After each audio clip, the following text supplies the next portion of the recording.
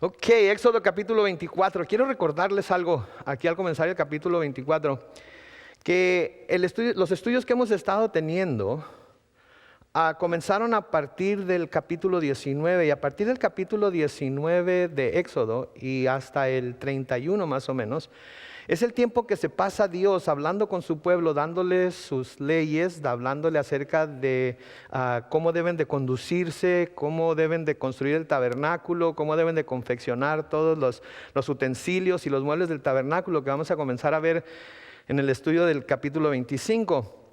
Entonces todo ese tiempo, ¿verdad? Abarca los 40 días que Moisés se va a pasar con Dios a partir de este capítulo, más otro número de días en los que Dios está constantemente en comunión con ellos, está constantemente comunicándose con ellos, está constantemente hablándoles. Y si bien lo que Dios está haciendo es darles la ley, y muchos piensan que el hecho de que les esté dando la ley es porque Dios es un Dios severo y duro y quiere de alguna manera ponerles ciertos límites para que no se pasen y puedan así complacerlo. No es ese el caso en absoluto. De hecho, la razón por la que Dios le da la ley al pueblo israelita es por el amor que Dios tiene para con ellos. Es por el amor que Dios tiene para con ellos. Porque recuerden lo que Pablo nos dice en el libro de Gálatas, que la ley es el ayo que nos lleva a Cristo. Y la razón por la que Dios quería que el pueblo de Israel tuviera la ley es porque a través de la ley se iba a dar cuenta que nunca iba a poder ser el pueblo lo suficientemente justo, lo suficientemente santo, lo suficientemente perfecto como para tener comunión con Dios. Eso es algo que debemos de reconocer nosotros también como cristianos. Nunca podremos ser lo suficientemente santos, lo suficientemente buenos, lo suficientemente perfectos y justos como para tener comunión con un Dios que sí lo es. No se puede. ¿Sí? El paraíso, cuando el paraíso se perdió por medio del pecado, se perdió también esa comunión íntima que el hombre tenía con Dios.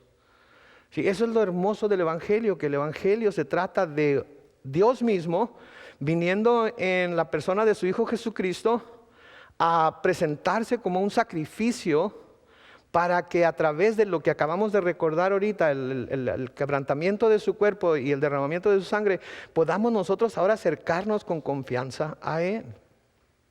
Entonces lo que Dios estaba haciendo aquí estaba teniendo comunión con su pueblo, estaba hablando con su pueblo. Acuérdense, habían estado como esclavos en Egipto durante 430 años.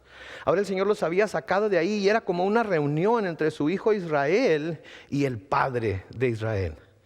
Y yo no sé ustedes, ¿verdad? Pero por ejemplo, cuando mi hijo se fue al colegio, que aunque estaba aquí en Murrieta, 45 minutos de aquí, cuando venía cada semana, lo esperaba a que llegara y le abría la puerta y le ayudaba con su maleta y le empezaba a hacer preguntas de cómo le había ido y si había tenido una buena semana o una mala semana, porque lo extrañaba. E imagino yo aquí a Dios en ese mismo papel. Sí, habían estado esclavizados en Egipto, no lo habían conocido bien, habían oído hablar de Él, pero ahora lo están conociendo y Dios quiere manifestarles, quiere revelarles su corazón. Y a través de la ley quiere que ellos sepan lo santo y perfecto que Él es, para que cuando el tiempo llegara de buscar tener comunión con Él, lo hicieran de la manera correcta. Entonces el Señor aquí va a invitar a Moisés, va a invitar a 70 de sus ancianos, va a invitar a Hur, va a invitar a Josué a que suban y se encuentren con Él. Pero no van a poder ir hasta el lugar en donde Dios está y vamos a ver por qué. Y una de las razones es, de nuevo, porque no son lo suficientemente perfectos, santos y buenos para hacerlo. Noten ahí en Éxodo 24, comenzando en el versículo 1, dice: el Señor le dijo a Moisés: sube y preséntate ante mí junto con Aarón, Nadab y Abiú, y 70 de los ancianos de Israel. Deberán inclinarse a cierta distancia, pero solo tú te acercarás a mí. Que no se acerquen ellos y que tampoco suba el pueblo con ustedes. Ya anteriormente en el capítulo 20 les había dicho que el pueblo no podía ni siquiera tocar el monte. Que el pueblo, si lo tocaba, que si animales lo tocaban, iban a quedar fritos ahí en el monte. Así es que el pueblo no se podía acercar, nada más las personas a las que Dios está llamando aquí. Y lo que debemos de ver aquí es que Dios busca tener comunión con sus hijos. Dios busca tener comunión con el hombre. Porque recordamos que antes de la caída del hombre, el hombre paseaba por el huerto del Edén en el fresco de la tarde juntamente con Dios. Sí, paseaba el hombre con Dios en el fresco de la tarde en el huerto del Edén. Había una comunión íntima. ¿Por qué? Porque el hombre había sido creado a imagen y semejanza de Dios, en toda la perfección y santidad de Dios. Pero así como Dios era santo y perfecto y libre de tomar sus propias decisiones y hacer su propia voluntad, porque el hombre fue creado a la imagen y semejanza de Dios, también se le dio su propia voluntad para hacer o no hacer lo que Dios le había dicho que hiciera, para mostrar o no mostrar amor y respeto y obediencia hacia Dios. Porque Dios no quería robots, Dios quería personas que le adoraran de todo corazón.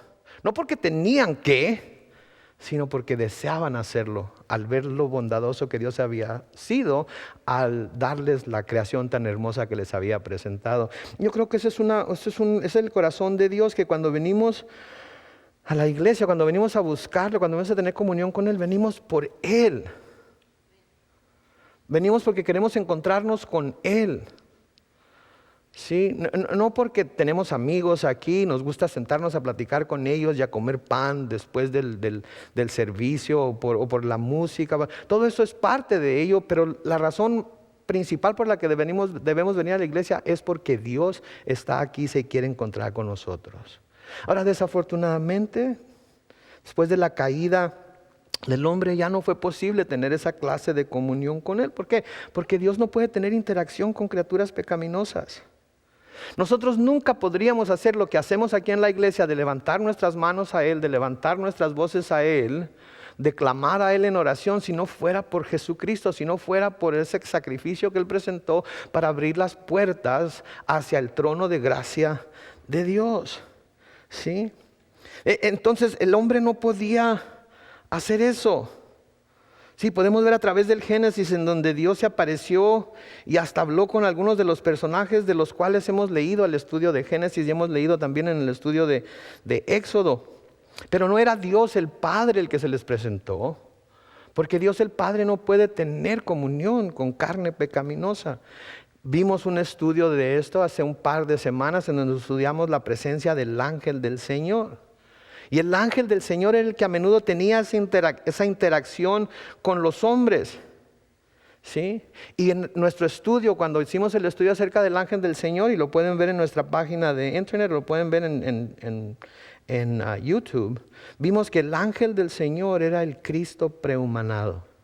Y aquí en esta porción de la Escritura que estamos leyendo hoy, de nuevo vemos a Dios extendiendo su mano de amistad hacia el hombre. Pero no ha llegado todavía al punto de permitir que el hombre se acerque a Él como lo hacía en el huerto, sino que tenía que permanecer a cierta distancia. Y de nuevo, esto es lo que Cristo vino a hacer.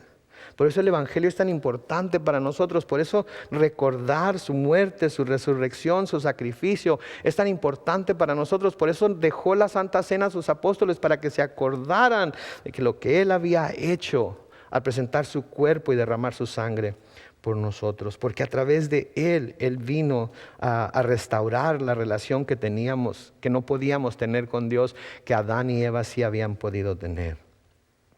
Por eso el escritor a los Hebreos, en Hebreos 4, en los versículos 14 al 16, léanlo conmigo, dice lo siguiente: por lo tanto, y ya que en Jesús, el Hijo de Dios, tenemos un gran sumo sacerdote que traspasó los cielos, retengamos nuestra profesión de fe. Porque no tenemos un sumo sacerdote que no pueda compadecerse de nuestras debilidades, sino uno que fue, noten, tentado en todo de la misma manera que nosotros, aunque sin pecado. Por tanto, dice el versículo 16, acerquémonos confiadamente al trono de la gracia para alcanzar misericordia y hallar gracia para cuando necesitemos ayuda. ¿Se fijan lo que está diciendo aquí el escritor a los hebreos? Nos está diciendo a los hebreos, claro, a los cristianos hebreos, pero también nos está diciendo a nosotros a través de las Escrituras que porque Cristo fue nuestro sacerdote, porque Cristo intercedió por nosotros, nosotros ahora podemos acercarnos, noten, confiadamente delante de Dios.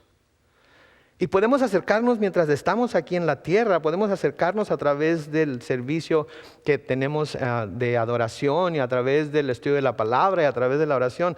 Pero también podemos estar confiados en que cuando Él nos llame a su presencia, no tenemos por qué temer el acercarnos a Él. Hay gente que tiene miedo a la muerte porque tiene miedo de encontrarse con Dios. Pero ese miedo viene de pensar que se tienen que encontrar con un Dios que es santo, perfecto y justo, sabiendo que Él o ella no lo es. Y pensamos, ¿qué va a hacer Dios cuando esté delante de Él? ¿Me habré portado lo suficientemente bien? ¿Habré hecho suficientes buenas obras? ¿Habré pecado menos que lo que el límite que Dios tiene para cada pecador es? ¿Me habré portado bien como hijo? ¿Me habré portado bien como padre? ¿Me habré portado bien como esposo? ¿Me habré portado bien como amigo? ¿Saben que el cristiano no tiene por qué preocuparse por esas cosas? ¿Por qué? Porque Cristo ya pagó por todo lo que hicimos, porque Cristo ya pagó por todos nuestros pecados. Y ahora, como agradecimiento a Él, porque nos ha abierto las puertas del cielo, tratamos de vivir una vida santa, justa, perfecta. Pero rápidamente nos damos cuenta de que no podemos, ¿no es cierto? Pero ¿saben qué? Eso no debe de asustarnos. Pero cuando nosotros lleguemos delante de Dios, no vamos a llegar delante de Él con nuestras propias justicias, vamos a llegar cubiertos con las justicias de Jesucristo. Sí, y eso es lo que el Señor aquí, a través de todo lo que les está diciendo, a través de la ley que les está dando, quiere que un día lleguen a entender que van a necesitar un intermediario. En el versículo 3 de Éxodo 24 sigue diciendo: Moisés fue y le contó al pueblo todas las palabras y decisiones del Señor, y todo el pueblo respondió a una sola voz: acataremos todas las palabras que el Señor ha pronunciado. Noten lo que promete aquí el pueblo: acataremos todas las palabras que el Señor ha pronunciado. ¿Cuántos de ustedes se acuerdan de una organización que se llamaba Promise Keepers? Que era guardadores de promesas, ¿verdad? Y se trataba de guardarle a Dios las promesas que le hacemos. ¿Cuántos de nosotros le hemos hecho promesas a Dios como: Señor, si me sacas de esta ya nunca vuelvo a hacerlo?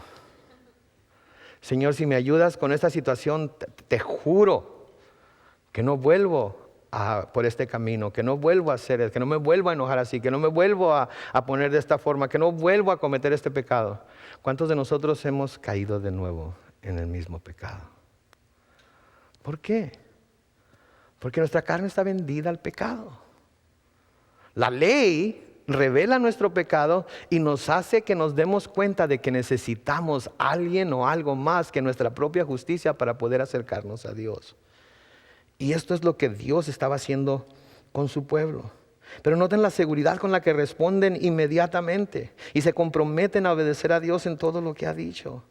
O sea que estaban comprometiéndose con Dios para hacer todo lo que Él dijera. Y saben que yo sé que en su corazón estaba el hacerlo. Nadie pensó cuando dijo esto: ay, voy a decir que voy a obedecer en todo, pero yo sé que no puedo, pero cuando menos para que crean que lo voy a hacer. No, yo creo que en su corazón estaba el hacerlo. Pero pronto se iban a dar cuenta de que lo que el Señor requería de ellos era mucho más de lo que el cumplimiento de sus mandamientos podía hacer. Y comenzarían a desobedecer a Dios. Por lo que Dios tendría entonces que corregirlos de diferentes maneras a través de su historia. Sí, de nuevo, nosotros constantemente estamos haciendo lo mismo y decimos: Señor, yo quiero obedecer. Yo quiero hacer lo correcto, yo quiero hacer lo que es bueno delante de ti. Pero nos encontramos que es una tarea difícil, ¿no es cierto? Es una tarea difícil. Llegamos a la iglesia, oímos un mensaje, adoramos al Señor, tenemos comunión, confesamos nuestros pecados, nos sentimos livianitos, nos sentimos libres, nos sentimos limpios, salimos de aquí, alguien nos hace enojar y ¡pum! Así se apaga todo eso. ¿Sí? Y quisiéramos, al menos yo a veces quisiera nunca tener que irme de la iglesia. Quisiera poder quedarme a vivir aquí. Porque es cuando estoy aquí que estoy meditando en su palabra, es cuando estoy aquí que ando cantándole alabanzas al Señor, es cuando estoy aquí que estoy orando por mi familia, es cuando estoy aquí que estoy orando por ustedes. Cuando me acuerdo de ustedes, oro por ustedes. Hoy miré algo que puso uno de nuestros hermanos de Perú. que estaba preparando su iglesia para el servicio de media semana y estaba recordando cómo su pastor, que fue John Banner, cuando él se convirtió, le había dicho que cada vez que él ponía una silla en la iglesia, cuando las estaba preparando, oraba por la persona que se iba a sentar en esa silla. Pues hoy, sí, esa fue una de las cosas de las que yo me quería acordar cuando andaba preparando aquí las bancas, orar por cada persona que se iba a sentar en estas bancas. Así es que oré por muchos de ustedes. Nomás que se me hace que cubrí las primeras 5 bancas nada más. Así es que los que se sentaron más allá se van a perder de la bendición. No, no es cierto, no es cierto. Pero para la próxima semana háganmela más fácil y siéntense más enfrente. Ok. Ahora noten lo que Moisés se dispone a hacer. Y vale la pena notar que nada de lo que hizo aquí Moisés fue ordenado por Dios. Nada de lo que Moisés hizo aquí fue ordenado por Dios. Y esto es muy importante porque a menudo nos echamos cargas nosotros creyendo que vamos a complacer a Dios cuando Dios nunca nos ha dicho que hagamos lo que estamos haciendo. ¿Sí? Y a veces nos hacemos ideas de lo que Dios quiere, a veces nos hacemos ideas de cómo podemos honrar a Dios, de cómo podemos adorar y alabar a Dios mejor. Pero no nos dejamos guiar por el Espíritu Santo ni nos dejamos guiar por su palabra. Simplemente es lo que nosotros pensamos que a lo mejor Dios quiere. Y esto es básicamente lo que va a hacer Moisés aquí. Miren el versículo 4 y 5. Dice: Moisés puso por escrito todas las palabras del Señor y por la mañana se levantó y al pie del monte construyó un altar y erigió 12 columnas, una por cada tribu de Israel. Nada de eso le había dicho Dios que hiciera. Versículo 5 dice: luego envió a algunos jóvenes israelitas para que ofrecieran al Señor holocaustos y becerros como sacrificio de paz. El sacerdocio todavía no se había establecido. Pero Moisés pensaba que a lo mejor Dios necesitaba sacrificios, quería sacrificios de él. Había visto cuando su suegro Jetro lo fue a visitar y al ver Jetro que Dios había hecho tantas maravillas con Israel, Jetro presentó sacrificios delante de Dios. Era el sacerdote de Madián. Y a lo mejor Moisés pensó que yo me acuerdo que mi suegro, que es sacerdote, presentó sacrificios delante de Dios por todo lo bueno que Dios ha hecho con nosotros. Quizás Dios requiere esto de mí, voy a hacerlo. Pero Dios no le había pedido sacrificios. Aunque una de las cosas que los hijos de Israel iban a hacer una vez que salieran de Egipto sería el presentarles sacrificios a Dios, todavía no les había dado indicaciones ni de cómo hacerlo. Sí, en Éxodo capítulo 5, los versículos 1 al 8, cuando Moisés y Aarón van con Faraón, dice: después Moisés y Aarón se presentaron ante el Faraón y le dijeron: el Señor, el Dios de Israel, dice así: deja ir a mi pueblo para que celebren en el desierto una fiesta en mi honor. Pero el Faraón respondió: ¿y quién es el Señor para que yo le haga caso y deje ir a Israel? Yo no conozco al Señor, ni tampoco dejaré ir a Israel. Versículo 3 dice: ellos dijeron entonces: el Dios de los hebreos nos ha encontrado, así que ahora vamos a ir al desierto camino de 3 días y ahí ofreceremos sacrificios al Señor nuestro Dios. No vaya a ser que venga contra nosotros con peste y con espada. Pero el rey de Egipto les dijo: Moisés y Aarón, ¿por qué hacen que el pueblo abandone su trabajo? Vayan a cumplir con sus tareas. Y también dijo al faraón: como pueden ver, es mucha la gente que hay en el país y ustedes le impiden cumplir con sus tareas. Ese mismo día el faraón dio esta orden a los jefes de cuadrilla que tenían a su cargo al pueblo y a sus capataces: de aquí en adelante no les darán al pueblo paja para hacer ladrillo como lo han hecho hasta ahora. Que vayan ellos mismos a recoger paja, pero los obligarán a hacer la misma cantidad de ladrillo que antes hacían. No les reduzcan ni un solo ladrillo. Lo que pasa es que están ociosos y por eso levantan la voz y dicen: vayamos a ofrecer sacrificios a nuestro Dios. ¿Sí? Pero Dios no les había dicho todavía cómo iban a hacerlo. ¿Sí? Cualquier cosa que hubieran hecho lo estaba haciendo Moisés simplemente porque eso es lo que él sentía que debía hacer, pero no es porque Dios se los hubiera pedido. Más adelante Dios les va a decir. El Señor aún no les había dado instrucciones de cómo debían hacer los sacrificios.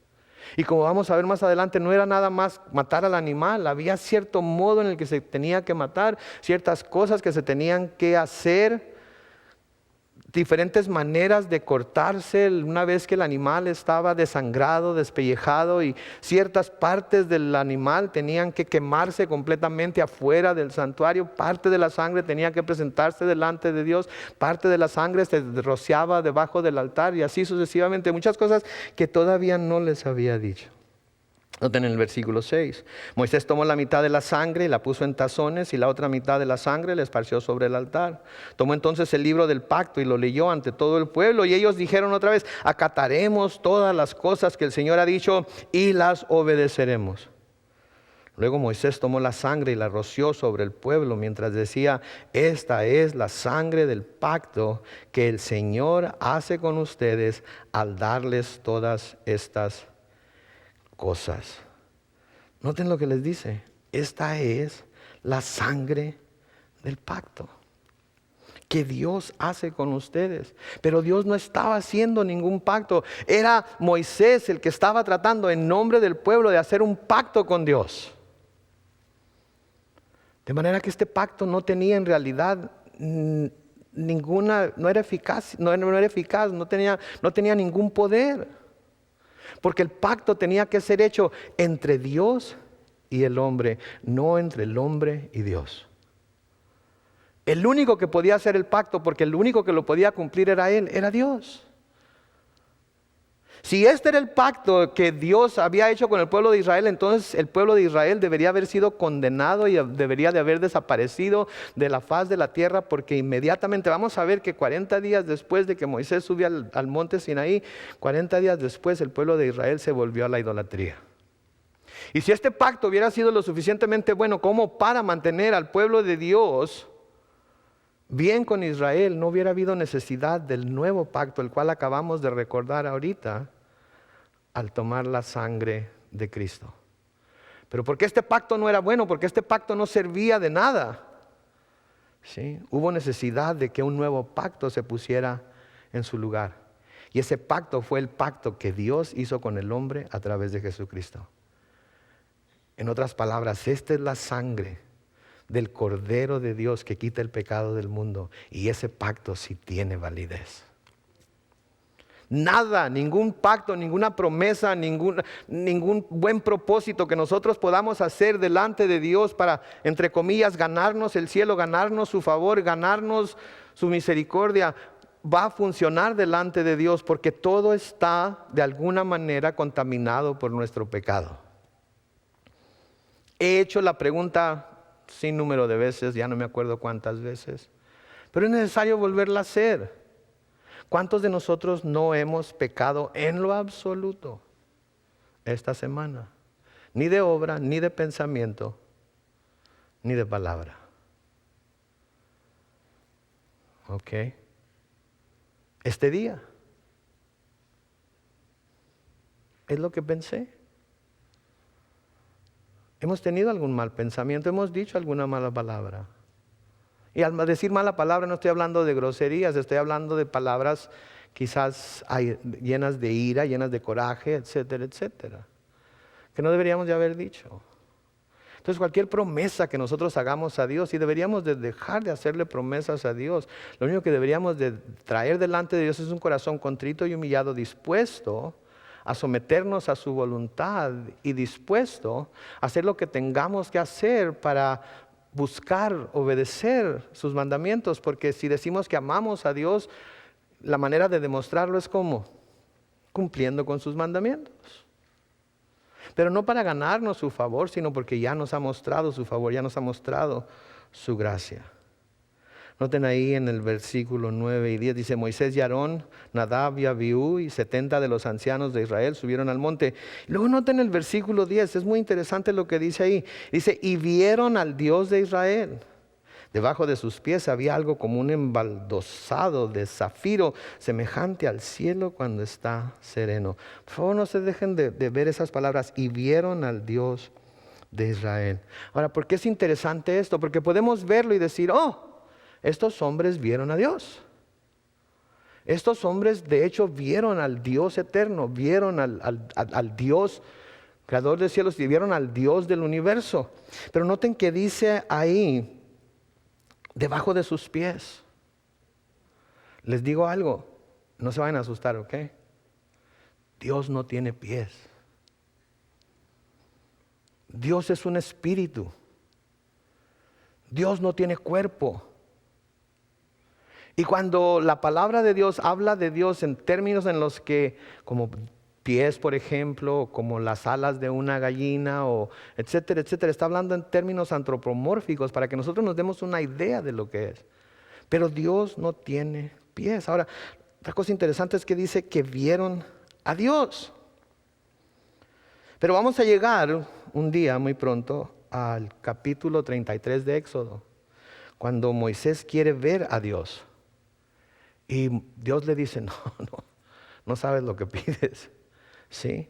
De hecho, en Éxodo 33, 20, el Señor le dice a Moisés, mi rostro no podrás verlo, porque noten, nadie puede ver mi rostro y ¿qué? Y seguir viviendo. Dios le dijo, ¿sabes qué? Voy a dejar que mires, pero voy a dejar que mires nada más la parte de atrás de mi gloria. Sí, cuando voy a pasar por enfrente de ti, te voy a tapar en medio de una piedra, te voy a tapar ahí para que no me mires a mí, porque si me miras a mí, vas a morir. Porque nadie puede ver a Dios y seguir viviendo. Porque somos criaturas pecaminosas, porque el hombre es pecaminoso. Después de que Adán pecó, todo hombre ha sido pecaminoso y mujer también. Entonces ninguno podía ver a Dios. Y cualquiera que mirara a Dios o pensara que había visto a Dios, lo único que tenía que hacer era sentarse y esperarse a morir. ¿Sí? Lo único que podía hacer es sentarse y esperar a morir. Jacobo tuvo esa experiencia en sus viajes por el desierto.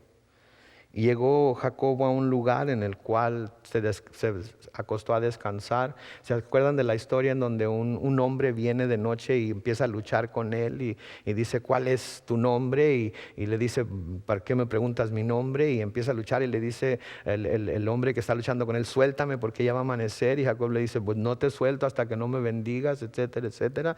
Y lo bendice, ¿verdad? Le descoyunta el muslo, ¿verdad? Y en Génesis 32, 30, después de que esto sucede, dice ahí, a ese lugar Jacob le puso por nombre Peniel, porque dijo, he visto a Dios cara a cara y sigo con vida. En otras palabras, la gente sabía que cualquiera que mirara a Dios por haber visto a Dios iba a morir, pero ¿murió Jacob? No. Porque no había visto a Dios como Dios, había visto al ángel de Dios, que como ya hemos estudiado anteriormente, era ¿quién? Cristo, el Cristo prehumanado, que es Dios. En el libro de Jueces, cuando el nacimiento de Sansón es anunciado, de nuevo el ángel del Señor viene y se le presenta al papá de Sansón, se llamaba Manoa, y a su esposa, y les dice que les van a hacer un hijo. Y esto es importante porque la esposa de Manoa era estéril, no podía tener hijos, ¿sí? Y cuando este ángel se les presenta y les dice lo que va a suceder, ellos sienten que este ángel les tiene algo especial, no es cualquier ángel, ¿sí? En Jueces 13, en los versículos 15 al 22, dice ahí, Manoa le dijo al ángel del Señor, por favor permítenos detenerte un poco, queremos prepararte un cabrito. Pero el ángel del Señor respondió, aun cuando me quedara no comeré nada de lo que me ofrezcas. Si quieres ofrecer un holocausto, ofrécelo al Señor. Como Manoa no sabía que estaba ante él, ante el ángel del Señor, le preguntó, ¿cómo te llamas? Así podremos honrarte cuando se cumpla tu promesa. Pero el ángel del Señor respondió, ¿por qué me preguntas cómo me llamo? ¿No sabes que mi nombre es inefable? Otra traducción podría ser admirable. Versículo 19 dice, entonces Manoa tomó un cabrito y una ofrenda y la ofreció sobre una peña. El ángel por su parte realizó un milagro frente a Manoa y su mujer. Y sucedió que al elevarse al cielo, la llama que ardía sobre el altar, el ángel se elevó. Versículo 20 de nuevo. Y sucedió que al elevarse al cielo la llama que ardía sobre el altar, el ángel se elevó junto con la llama. Entonces ellos se postraron en tierra y el ángel del Señor no se les volvió a aparecer. Cuando Manoa se dio cuenta de que era el ángel del Señor, le dijo a su mujer, seguramente vamos a morir. ¿Por qué? Porque hemos visto a Dios. ¿Se dieron cuenta? Que era algo más que un ángel el que tenían delante de ellos. Se dieron cuenta que tenía ciertos atributos que nada más Dios podía tener. Y se dieron cuenta que lo habían visto con sus propios ojos. Y cualquiera que viera a Dios con sus propios ojos iba a morir. Nadie puede ver a Dios y vivir. En el Nuevo Testamento, en Primera de Timoteo 1:17, Pablo le escribe a Timoteo y le dice: por tanto, al Rey de los siglos, al inmortal, noten, e invisible, al único y sabio Dios, sean el honor y la gloria por los siglos de los siglos. Y todos decimos, ¿cómo lo llama? Inmortal e invisible. Se puede ver. ¿Cómo entonces podemos confiar en que hay un Dios? Si nadie ha visto a Dios jamás, ¿cómo podemos confiar en que hay un Dios? ¿Cómo podemos pensar en que Dios es real? Juan 1:18 nos dice lo siguiente: a Dios, ¿qué dice? Nadie lo vio. ¿Cuándo? Quien lo ha dado a conocer es ¿quién? El Hijo unigénito que está en el seno del Padre. Él es el que lo ha dado a conocer. Él fue el que lo dio a conocer en el Antiguo Testamento. Y Él fue el que vino a darlo a conocer en el Nuevo Testamento. ¿Por qué? Porque Él es Dios y es el único que puede cerrar la brecha entre Dios, el Padre, que es santo, perfecto y bueno, y el hombre pecaminoso. Es el único. Entonces, cuando estos hombres vieron a Dios, estaban viendo a Dios, pero estaban viendo a Dios de nuevo en la segunda persona de la triunidad que compone a Dios, que es el Cristo prehumanado. Ahora, yo sé que vimos esto hace un par de semanas, pero es importante que lo entendamos, mis hermanos y hermanas. Es importante que lo comprendamos, porque es lo que nos da confianza. Miren el versículo 11. Vieron a Dios y comieron. Noten, porque Dios no levantó la mano contra los príncipes de los hijos de Israel. Pudo haberlo hecho, pero no lo hizo. Ahora noten cómo aun cuando ya habían visto a Dios, recuerden, ya habían visto a Dios, ¿sí? Dios le dice a Moisés en el versículo 12, sube al monte y preséntate ante mí. Que no estaban ya en su presencia. Pero ahora les dice, sube al monte y preséntate ante mí. Espera ya que voy a darte las tablas de piedra con la ley y los mandamientos que he escrito para instruirlos.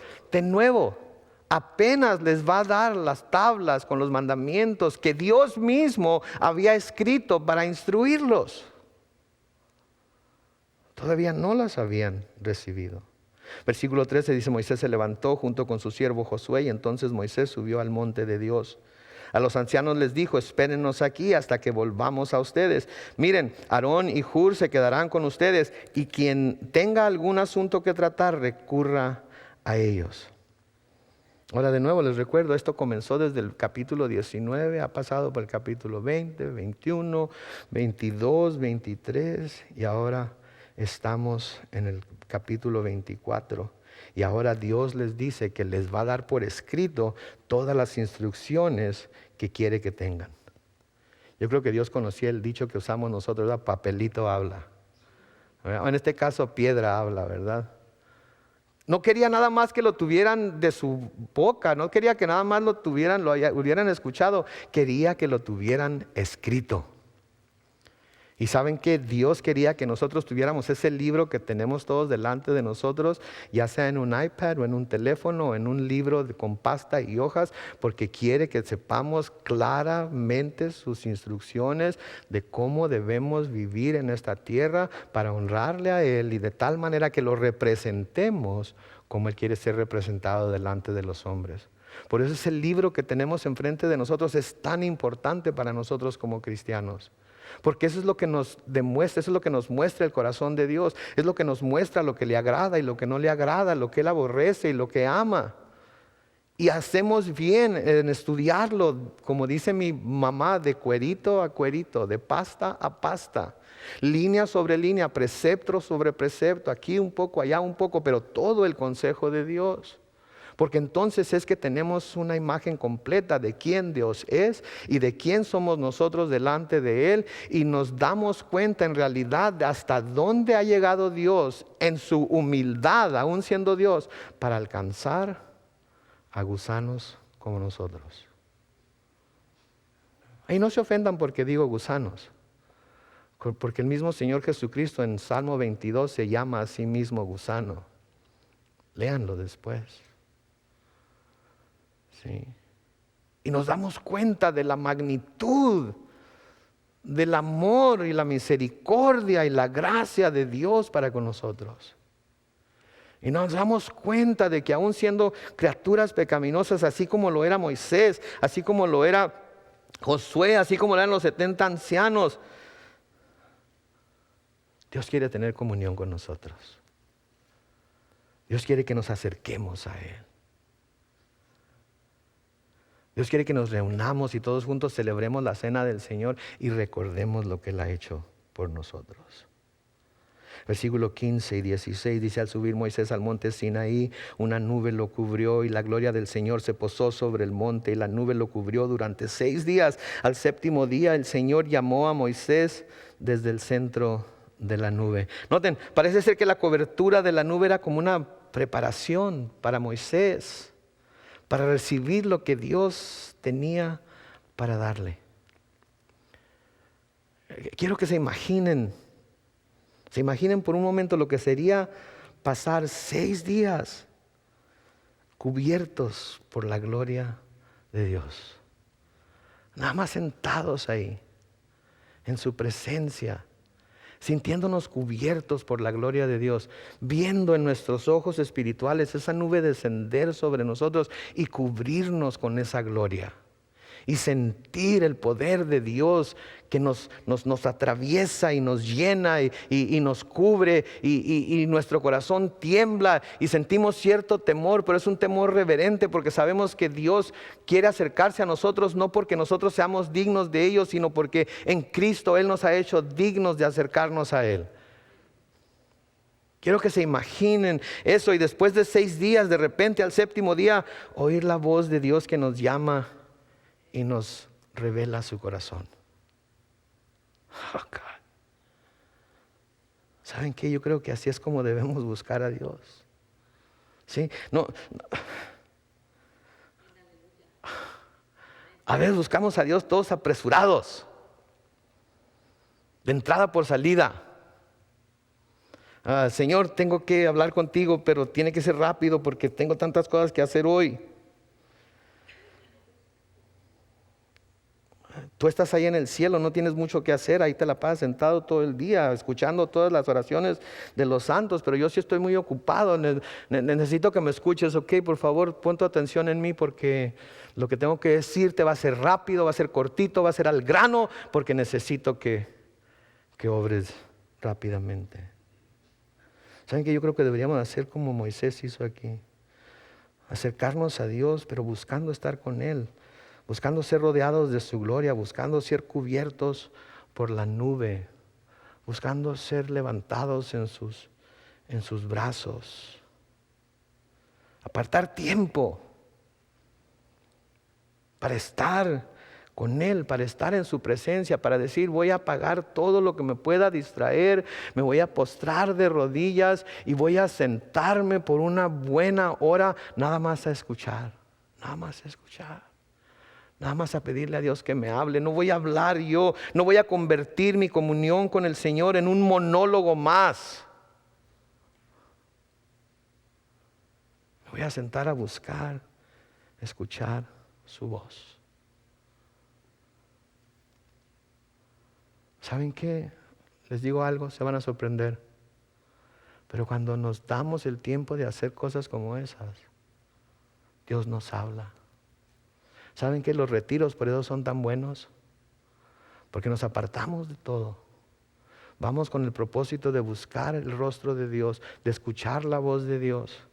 Y a veces llegamos el primer día y es un relajo, andamos buscando nuestro cuarto, en donde nos vamos a acomodar, sacamos toda nuestra ropa que nos vamos a poner cada día para desayunar, para comer, para cenar, para el servicio de la noche. Digo, esas son las hermanas, ¿verdad? Los hermanos con que lleven una pelota y un bat, con eso se conforman, ¿verdad? Una pelota que patear. Pero a veces se necesita esa primera noche y estar en la presencia de Dios, y luego quizás el desayuno del siguiente día, y luego como a la mitad del segundo día es cuando empieza uno a sentir la presencia de Dios, es cuando empieza uno a escuchar la voz, es cuando las canciones de adoración y alabanza empiezan a llegar al corazón, y los mensajes en realidad parece que fueron diseñados especialmente para nosotros y hablan especialmente de lo que nosotros necesitamos escuchar, y empezamos a ser llenos del Señor y empezamos a decir: no quiero irme de este lugar, porque aquí está la presencia de Dios y yo no lo sabía. Se me ocurre algo. En la iglesia también podemos tener esa experiencia. Cuando venimos buscándolo a Él.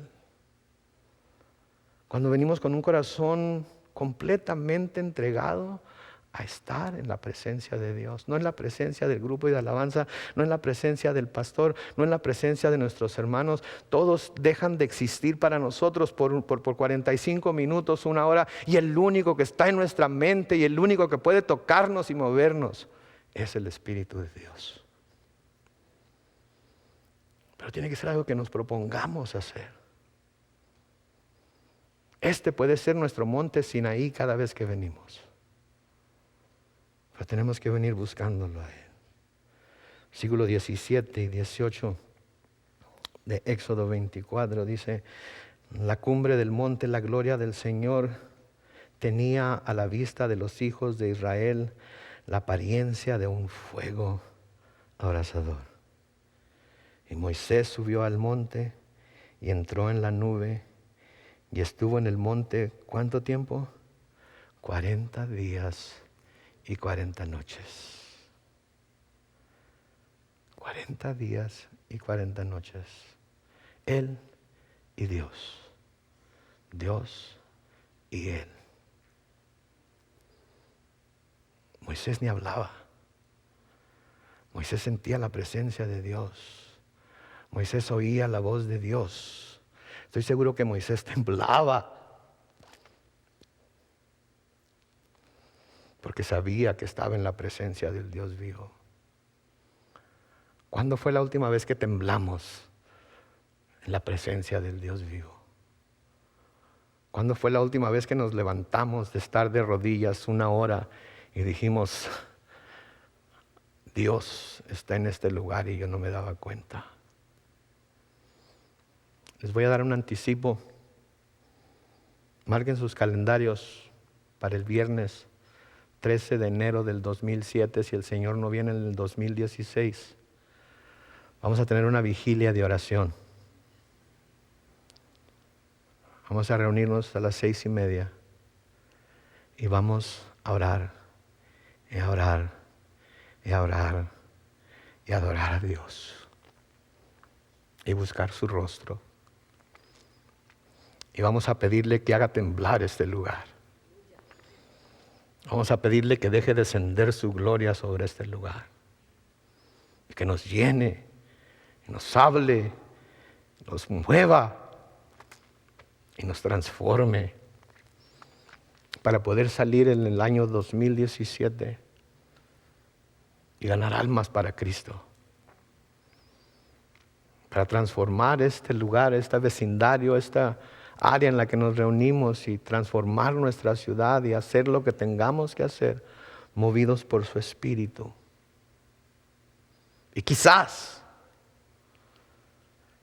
esto despierte en nosotros un profundo, profundo deseo de un día apartar 40 días y 40 noches para buscar estar en la presencia del Señor.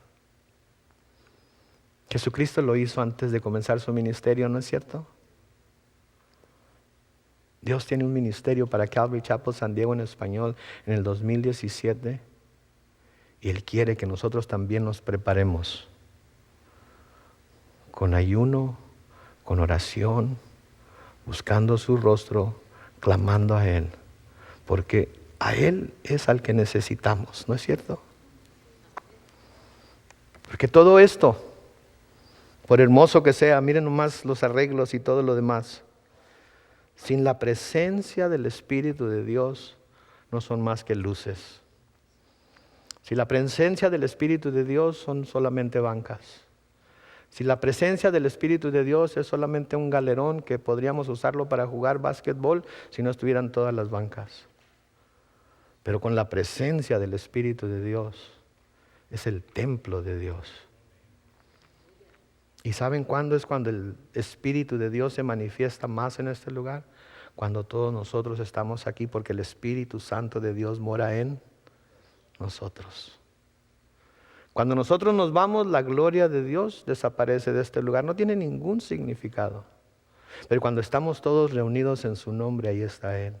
Y la gloria de Dios se manifiesta. Amén.